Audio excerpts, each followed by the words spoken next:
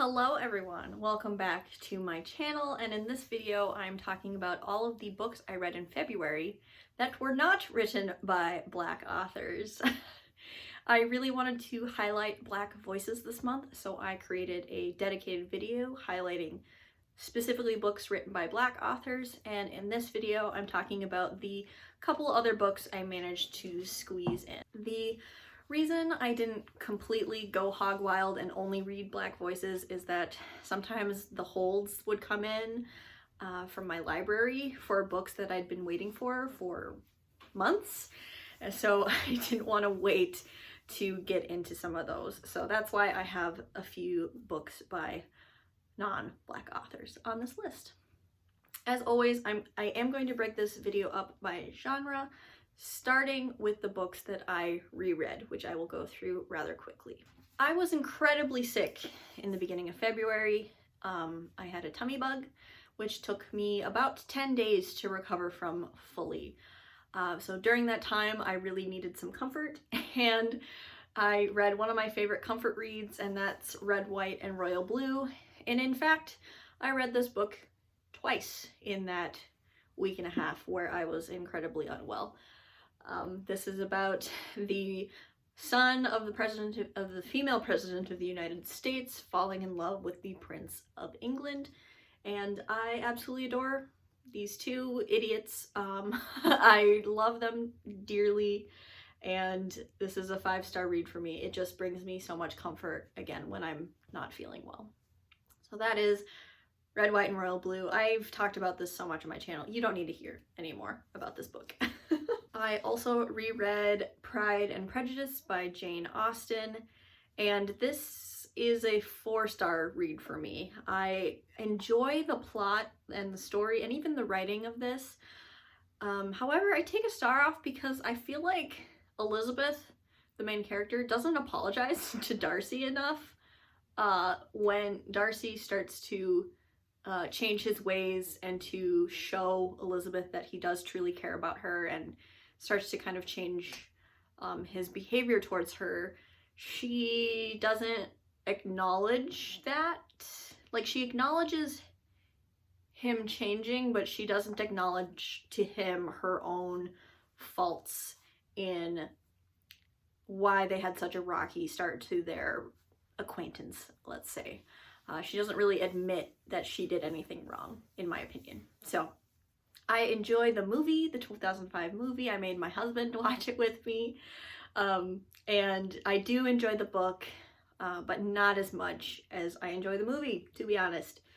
That's a hot take, but I think the movie does such a good job showing the story, adapting the story, as well as kind of leaning in emotionally, in my opinion. The one fantasy book that I read it right at the beginning of the month, so forgive me if my memory is a little foggy, but it was one of my favorite things I read all month, and that was Empire of Sand by Tasha Suri. This was so good. Tasha Suri is a British citizen of Indian descent, and so this novel has a lot of Indian folklore inspiration woven into the magic, the politics, and the fantasy world. I truly loved this. This is about Mahir, who is the daughter of a governor and a tribeswoman, and so Mahir inherits some magical abilities from her mother's side of the family, and magic is kind of outlawed in this world. And one day Mahir's magic kind of catches the attention of the emperor, and so the emperor and like the religious icon of the nation, who is like basically a living god, kind of hunt her down and bring her to his compound to kind of harness her magic for their own use. Mahir is forced into a marriage with one of the acolytes of this religious figure, and his name is Aman. And so this is a like forced marriage trope, and these two do end up really caring for each other and falling for each other. But I would say that this isn't necessarily a romance. This is a fantasy book with a romance subplot, and I would say the romance is very slow burn, which I really appreciated, because obviously Mahir is kind of put into this situation that is out of her control, and forced to marry someone she doesn't know. And so over the course of the novel, the slow development of that relationship I thought was really well done, really well paced, and really tender and sweet by the end. There is no explicit content. This is an adult book, but they just smooch on page. There's no sexy time described in that way, which I thought was fine. This has one of the most beautiful declarations of love scenes between two characters I've seen in a fantasy. I really, really liked how these two finally admitted their love for each other, and the promises that they make in that scene to each other were so tender and so beautiful. And obviously the stakes are pretty high, but in that moment it was kind of like they carved out some happiness for themselves in this dire situation that they're thrust in, which I thought was so well done, and it was so lovely that I did tear up a little bit. I will give trigger warnings for this one. I got my tea, sorry. Trigger warnings for this one include slavery, mentions of genocide, cruelty, torture, and death. This does deal with some heavy topics. The tribes people of this fantasy world are really persecuted and hunted down, to be honest, and Mahir, as her mother being a part of the tribe, has to deal with some of that cruelty and that fear of being killed because of who she is. Overall, this has a really fantastic ending. Obviously, I'm not going to give it away. And this book wraps up very nicely as a standalone. This does have a sequel which takes place 10 years later, following Mahir's younger sister, which I'm interested to see how the ending of the book plays out, and the consequences of what happens at the end of the book happens, and over time how that plays out in book 2. But book 1 does stand on its own very, very well. And I ended up giving this book a 4.5 out of 5 stars. I really, really liked this. The one romance novel that I read was The Geek Who Saved Christmas by Annabeth Albert. This is such an adorable male-male Christmas romance. This is about a characters, they have such great names. So Paul Frost and Gideon Holiday. You cannot get any more cheesy Hallmark than that. They are next door neighbors.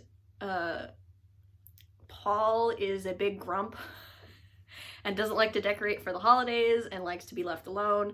And Gideon is a sunny, bubbly interior decorator who goes all out for the holidays every year.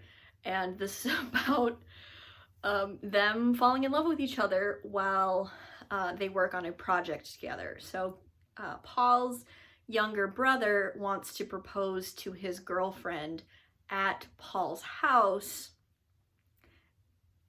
so he can be there for the proposal. But the thing is, Paul's house has zero decoration in it. He doesn't decorate for the holidays.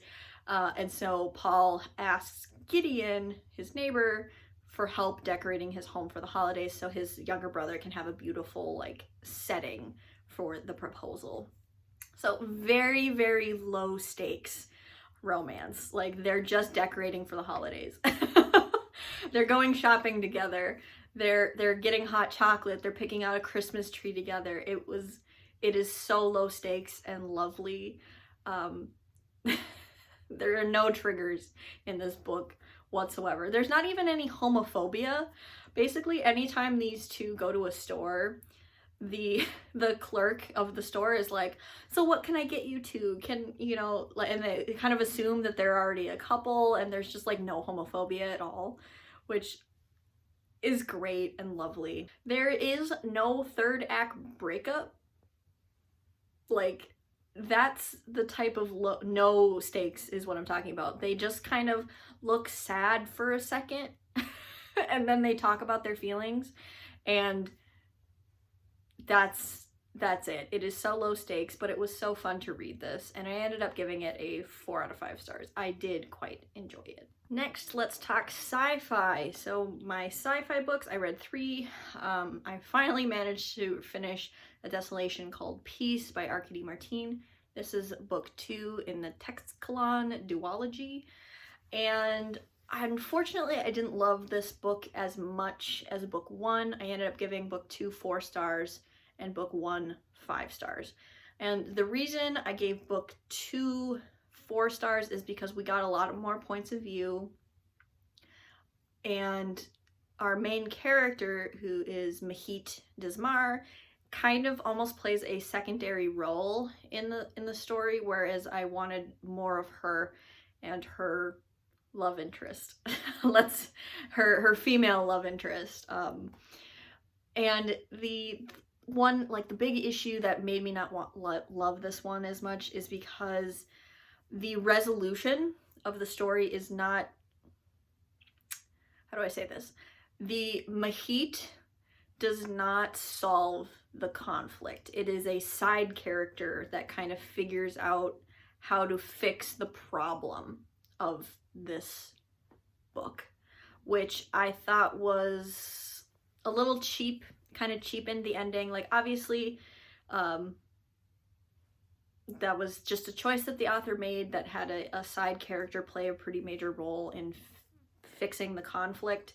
But I would have loved to see Mahit, the main character, solve the problem instead of a side character. And that's just a personal preference thing. I still enjoyed the plot and what happened in this book. I just think the execution wasn't quite to my liking. So 4 out of 5 stars. I really recommend this duology. I think it's fantastic.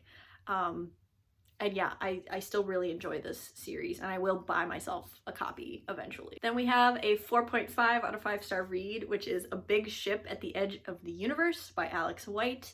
Alex White is a non-binary author, and this features 2 female leads. One is a woman in her 40s named Boots, and she is a treasure hunter / pilot.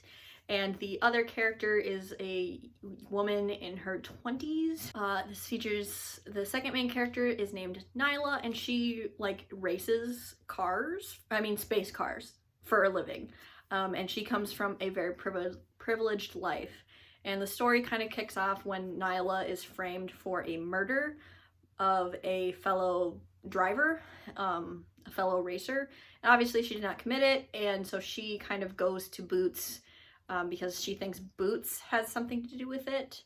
And then the two kind of get entangled in the overall mystery of like a big conspiracy is going on, as well as them hunting for a ship that was lost many years ago.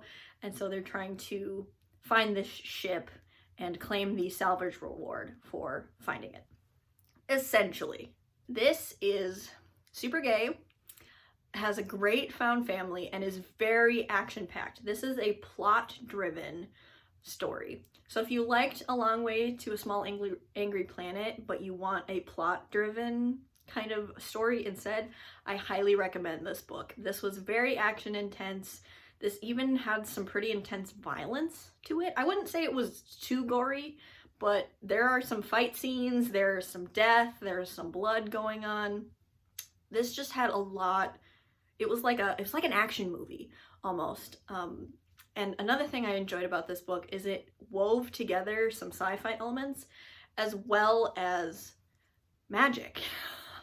The first scene is Nyla magically linking with her vehicle that she's using to race, and kind of using that to steer and make adjustments to her driving.